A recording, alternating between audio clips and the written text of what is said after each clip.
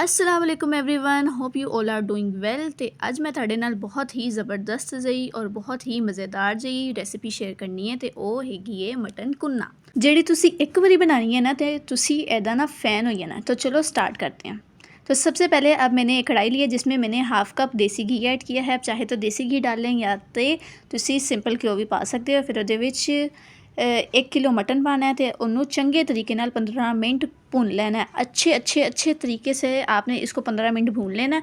फिर इसमें 2 tablespoon ginger garlic paste add करेंगे। 2 दरमियाने साइज़ के प्याज काट के वो इसके अंदर डालेंगे। इसके बाद इसमें 1 tablespoon salt, 1 tablespoon red chilli powder, 1 teaspoon turmeric powder, 1 tablespoon coriander powder. और अब इन सब को अच्छे तरीके से मिक्स करके इसमें 1 लीटर पानी डालेंगे और इसको 1 घंटे के लिए पकने देंगे।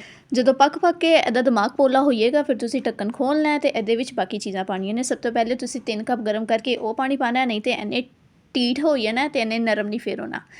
फिर तुसी 10-15 बादाम लेने ने, ਉਹਦਾ छिलका ला के उन्होंने ग्राइंड करना पानी पा के ते ਉਹਦੇ ਵਿੱਚ 2 टेबलस्पून आटा पा के ਉਹਦੀ एक पेस्ट बना लेनी है। तो थोड़ा जिहा करके अपने इस मटन कुन्ने ਦੇ ਵਿੱਚ ਪਾਉਂਦੇ ਜਾਓ ਤੇ ਉਹਨੂੰ ਮਿਕਸ ਕਰਦੇ ਜਾਓ। ਫਿਰ ਇਹਨੂੰ ਉਦੋਂ ਤੱਕ ਪਕਾਉਣਾ ਹੈ ਜਦੋਂ ਤੱਕ ਇਹ ਥੋੜਾ ਬਹੁਤ ਗਾੜਾ नहीं हो ਜਾਂਦਾ और ਜਿਹੜਾ आटा ਇਹਦੇ ਵਿੱਚ ਪਾਇਆ ਉਹ पक नहीं जाता।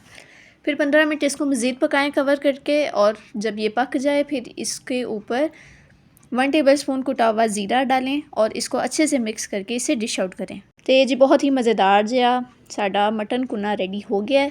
तो आप भी खाओ, दूजियां नूं भी खवाओ, तो दाद वसूल करो। तो वीडियो देखने का बहुत शुक्रिया। अल्लाह हाफिज़।